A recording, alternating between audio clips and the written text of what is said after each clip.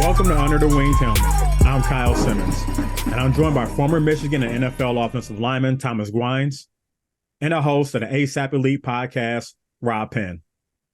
What up, dude? This week's episode is sponsored by Jabs Gym. Learn the fundamentals of boxing through high-intensity strength and cardio workouts with locations in Metro Detroit, the Eastern Market, Ferndale, and Birmingham. We would also like to thank Juke. You can buy their gear at jukefootball.com. Last Saturday, the number 3 Wolverines defeated that team down south 30-24 at the Big House. J.J. McCarthy went 16 of 20 for 148 yards and a touchdown. Blake Corum had 22 carries for 88 yards and 2 touchdowns. Once again, OC Sharon Moore filled in for head coach Jim Harbaugh, and he delivered, out-coaching Ryan Day the entire game. The win is the third straight versus the team down south and put the Wolverines at 12-0 overall, 9-0 in the Big Ten. Thomas. 1,001, and we are ranked number 2 now, baby. Yes, sir. So, Thomas, I just want to get your views on last Saturday's game. What did you think? Hey, I think it was one of those games that we expected to have. I was purely confident that we were going to win the game, but as I said during the last show, and I missed the spread by like 1 point. I said it was going to be 5 points or less, and it was 6. Everything came into fruition as I looked at the game. I thought it was going to be a battle in the trenches. I thought we were going to have to play ball control football, get 1 or 2, chunk plays, stop their big plays, and get to their quarterback. Like I said last week, even just with pressure, even we weren't getting the sacks per se, just making him uncomfortable back there, he was going to turn over the ball. So we won the turnover battle. All of those things came into fruition. Now, the big question right now is, was this game overly costly to get the win? When we look at the injuries with Will Johnson and Zach Zinter. I'm a big proponent of next man up. So if obviously Zach's not going to be ready to go anytime soon, Godspeed to him and for a full and speedy recovery. But also, when guys go down at Michigan, our motto has always been next man up. Just because you're second string doesn't mean that you aren't first string talent. Now you're getting your opportunity to show why we brought you here to Michigan. So we got to have that next man up mentality, get ready to go into this Big Ten championship game, press the gas against these Iowa Hawkeyes. What I'm looking for in that game is our ability to get these guys up out of the game early and step on their necks often. The Ohio State game is done. Again, great victory. I thought our offensive line did a really good job. I was concerned with their outside linebacker defensive end play as far as putting pressure on JJ. JJ got pressured a couple of times. He went out there and did what JJ does. The rest of the guys stepped up, and great point by Rob. I really think that Coach Moore did a hell of a job as far as preparing his game plan and also being able to execute the game plan throughout the game and make the appropriate adjustments when necessary. It was a culmination of the first two games. The first game that we played with in the day era, we pretty much pulled it out with Hassan Haskins. I think scoring 5 touchdowns, but it was still a tight game. We couldn't believe we won last year. It was tight throughout the first half, and we made the adjustments. We blew them out in the second quarter. This game, we pretty much played that same tempo. You get what I'm saying? It was the real tenderization the entire game. You know what I'm saying? It was poetry in motion, should I say? We got hit, but we hit him right back in the mouth with a couple more with a 2-piece and a biscuit. You know what I'm saying? We always stayed out on top. We really exhibited who was the dominant team here. We played good around the board. Everybody was pretty strong. One thing I did predict was the cornerback play from Johnson and how he would match up well with Marvin Harrison. Pretty much canceled him out. And that was pretty solid. Other than that, we pretty much – I thought that it would be a closer game. I bet on Ohio State to cover, a matter of fact. They got blew up. just like the rest of my bets the whole season. But yeah, man, we're gonna go into Iowa. We're going to the Big Ten championship, just like 2 years ago when we played them in the Big Ten championship, and Corum's probably gonna run for 200. We're really gonna expose them. So I'm looking forward to it. Now I do want to talk some more about that Zach Zinner injury. It seemed like that injury to him actually kind of provided a emotional uplift because they scored on the very next play with that run by Blake Corum. So Thomas, moving forward, since you're offensive lineman, how much of a loss is Zinner going to be moving forward through this Big Ten championship game and the college football playoff? Well, you know what? It's going to be interesting to see. Burkhardt had to go in and play right guard, and I want to say the young man, number 53, last name is Henderson, I believe, came out and played tackle. And I got to tip my hat to young Henderson. You coming in basically the biggest game of the season so far, and I thought he did a very admirable job, really good performance.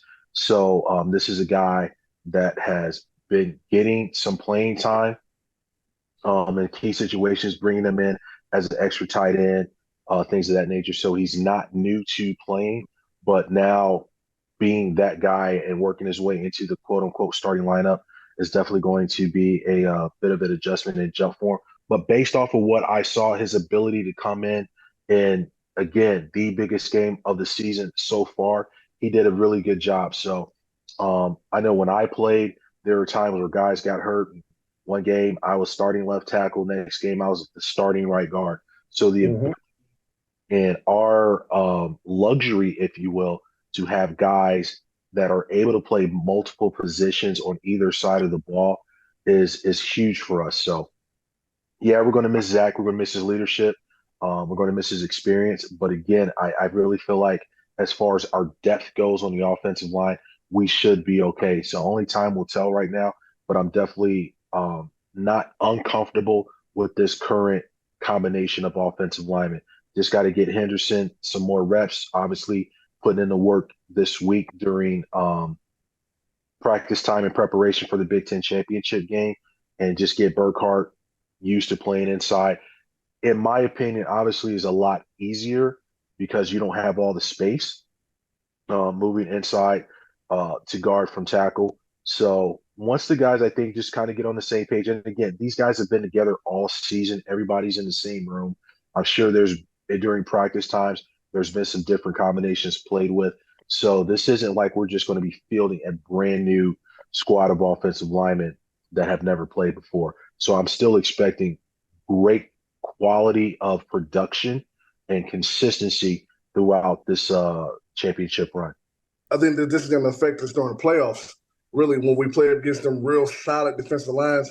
Because first of all, this offensive line wasn't just that dominant in the first place to begin with, as it was the last 2 years. We were solid, but we weren't the staple of the offensive line, wasn't the staple of the team this year. So I think that spot might really show and may be highlighted in the playoffs, and it may affect the rush yardage per game, especially on that left side. Well, so, I mean, it's interesting that you speak about the playoffs because that was one of my questions as I sat here and pondered. Obviously, we still got to beat Iowa, but I'm confident that we're going to do that. But upon doing so, as we get into championship week here, Oregon versus Washington, Florida State versus Louisville, which team, obviously, it's going to be, yeah, I'm saying obviously because we're going to win. It's going to be us and Georgia as two parties in the playoff. Who's going to be the other two? I'm looking at Washington, Alabama, or Washington, Texas, or I'm still looking at Oregon and Florida State. No, Florida State will get popped, man, without their quarterback out, man. Well, Louisville, like I said, with that being said, let's say Florida State pulls it off. To my knowledge, I believe they're still undefeated. Yeah, but I watched. I'm sorry to cut you off. I watched Rodemaker last week, especially going against a terrible Florida team. You know what I'm saying? The thing is, Florida can't score. Louisville can. Rodemaker can't throw. It's gonna that number 4 spot is gonna be open. Market. So that which is my point.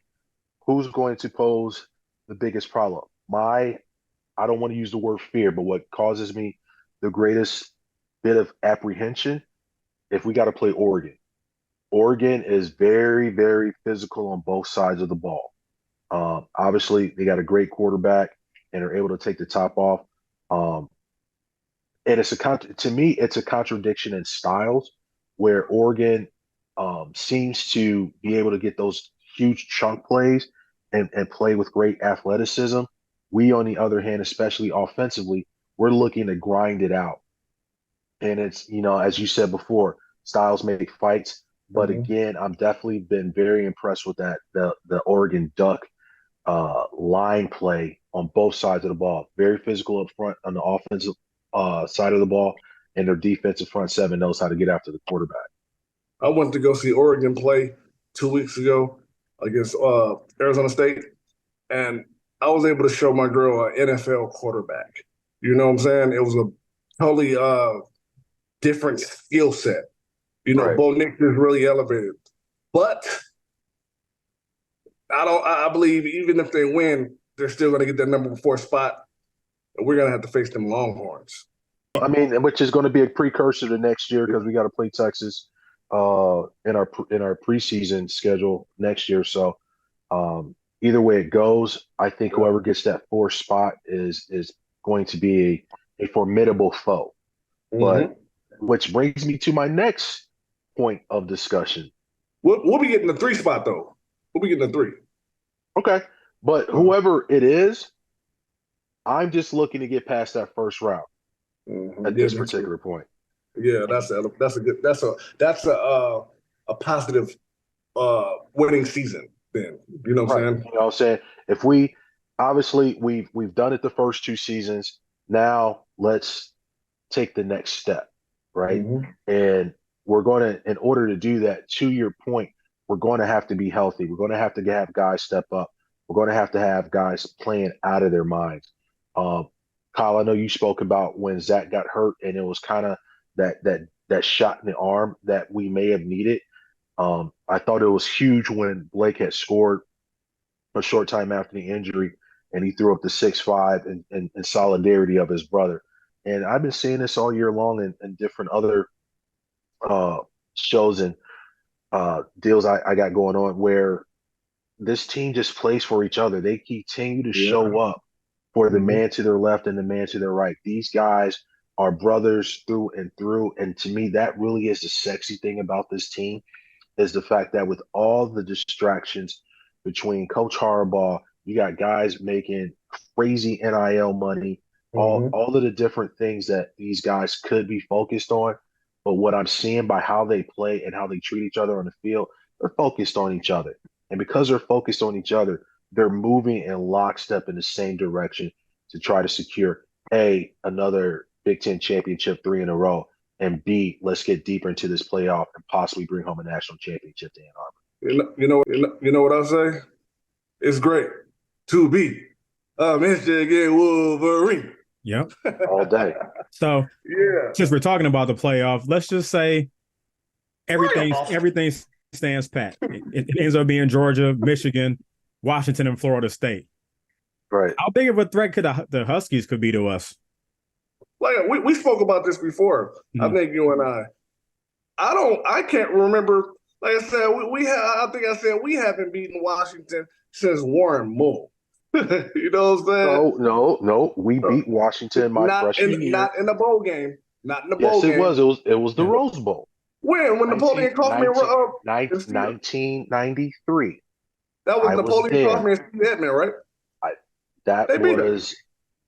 We beat Washington 1993. You sure? 1993. I mean, he was there, right? I was there. I was on the sidelines, bro. He could have been freshman. Man, you might have been chilling over there. Might have slipped something. No, true freshman. And I couldn't remember that. That's the only time, like I said, I couldn't remember. That was Tyrone Wheatley coming out party. Okay. All right. There you go. You're right about that. You think? So we got the top 4 right now, and then we still have who is it? Oregon, Texas, Oregon, Texas, Alabama. Alabama, and the team down south. Now, out of those 4 teams, one of those gets in. Who do you think could be the biggest threat? It sounds like you guys are saying it could be Oregon. What do you think? No, it's either Oregon or Texas. Either one of the teams. Because those are two different fights, two different styles right there. That's a SEC team. You know what I'm saying? And a Pac-12 team. Those are two different styles, and they're gonna clash. The SEC versus Pac-12. Man, look at every bowl game. They get smashed. They can't keep up with the strength and the power of them big linemen down south. You know what I'm saying? So Texas is the threat. Yeah, I definitely think Texas will be a better matchup for us, at least in that first round. Honestly, like I said, we're going to have to play out of our minds. I definitely don't want to see us going into that Georgia game. I think whoever Georgia faces in that first round, they should win. And with that being said, we get to the championship game, we have to go in with the proper mindset. And what I mean by proper mindset, not thinking, not hoping, but knowing we're going to find a way to win this game, whatever it takes to get it done. Hey, I'll tell you what, though. I'm just going to keep it funky. Them Buckeyes would beat Texas, Alabama, and Oregon. I don't know. I disagree purely to Kyle's point. They damn near beat Georgia last year. Hey, like I said, with that quarterback play right now, Honda McCord. No. I definitely wouldn't trust it at this point. Purely based off the fact that young man showed me that pressure bust pipes, and he wasn't ready to be prime time. He looked like CJ Stroud last year. But so now let's go back to we talk about Stroud and the level of athleticism that he brought, and he was shook. And so obviously this current quarterback doesn't have that level of athleticism. Now take marginal athleticism on top of a weak mindset under the lights. In order for Ohio State to compete, they need a quarterback that may look like Troy, that may look like Barrett, may look like Haskins. If you get where I'm going here. No, I mean, let's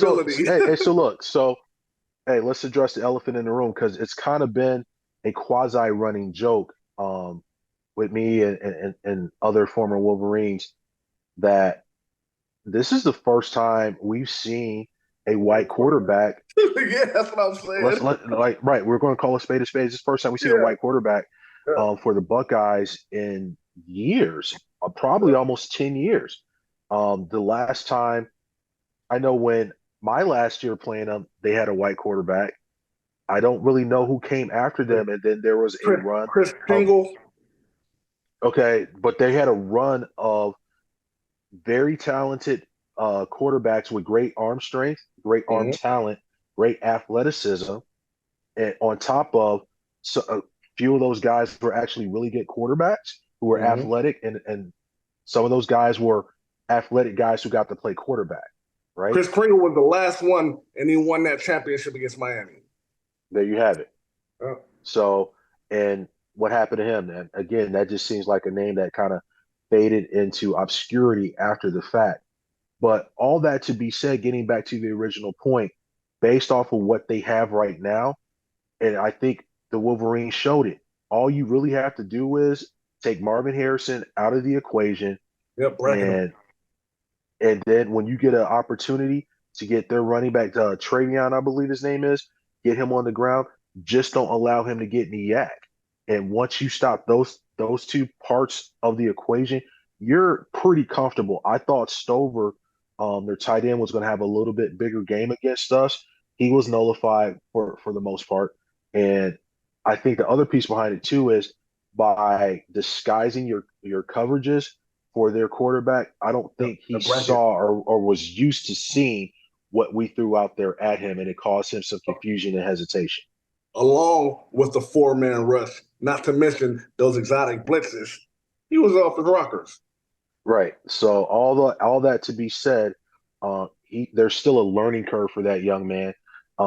He could come into his own, but as I see it right now, if by hook or by crook they make it into the playoffs and they have to play one of Oh, those teams outside of us, yeah.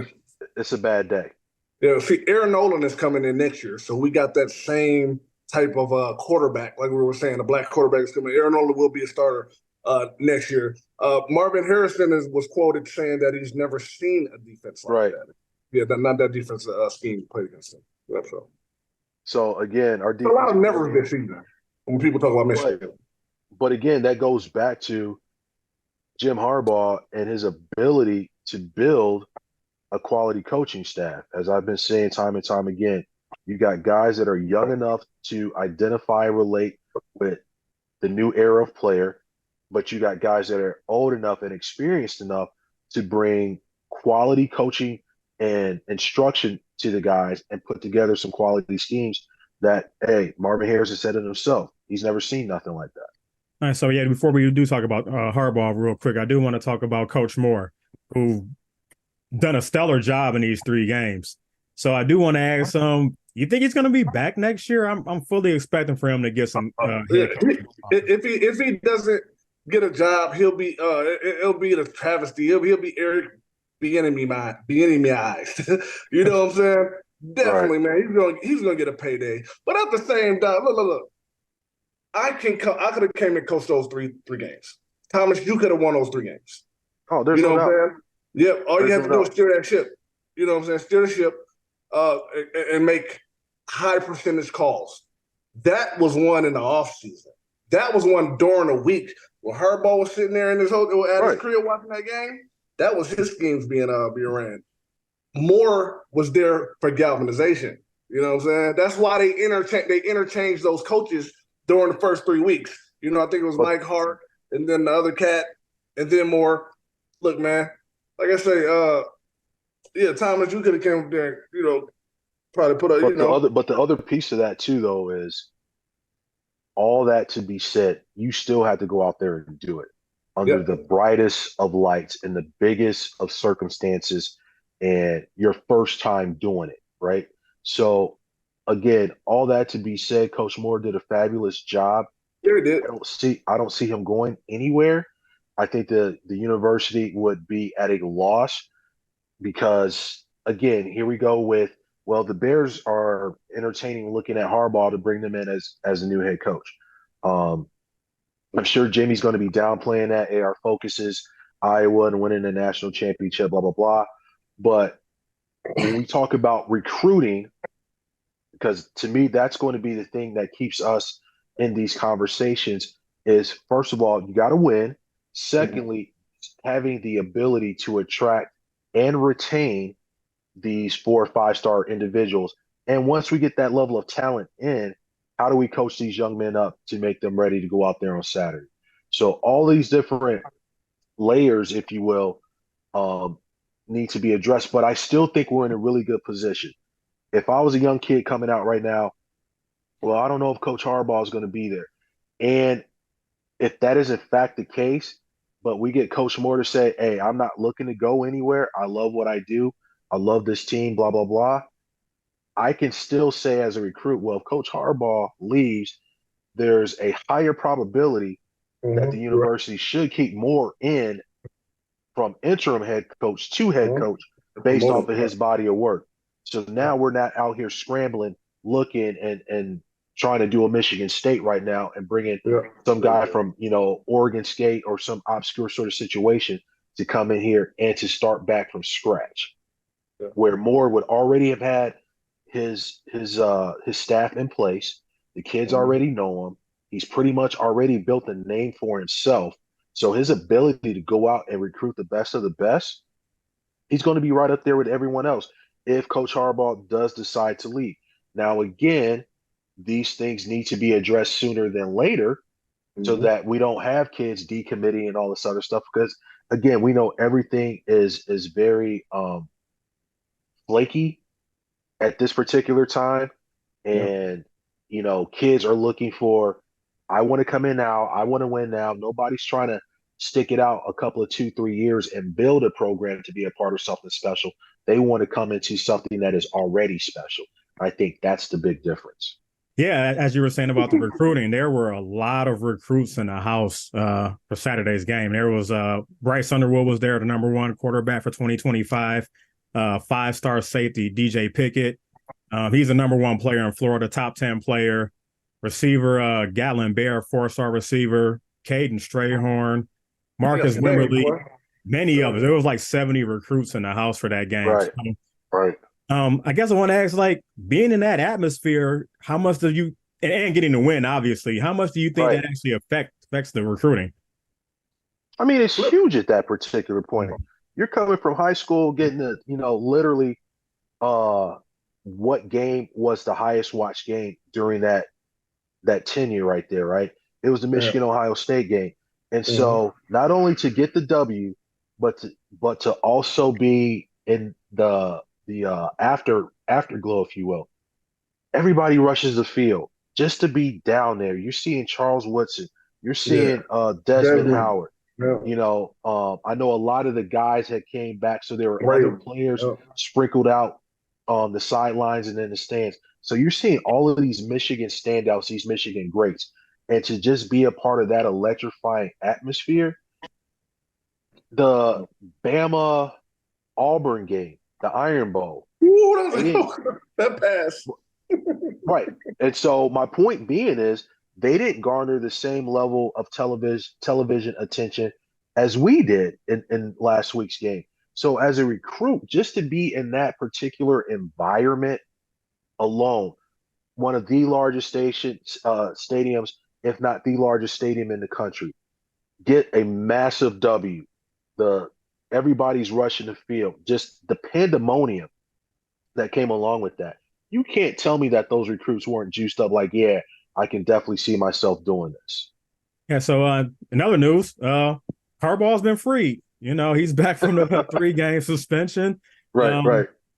And I do want to ask you guys, do you think this is like, how much motivation does it provide, or could it be another distraction? I'm just, wondering. Ain't no distraction. No. That's the ball coach, baby. It's time to roll, baby. You know what I'm saying? This is the best coach in college. This is my Bo Schembechler. You know what I'm saying? Every time I coach right now, it don't matter. I can be coaching a team that we're all red. I'm the only one out there with a Michigan hat on and glasses. You know what I'm saying? Facts. You know what I'm saying? We about to roll, baby. Welcome back, coach. Everything is going to be in order. You know what I'm saying? It's time now. The other piece to that, too, though, Kyle, is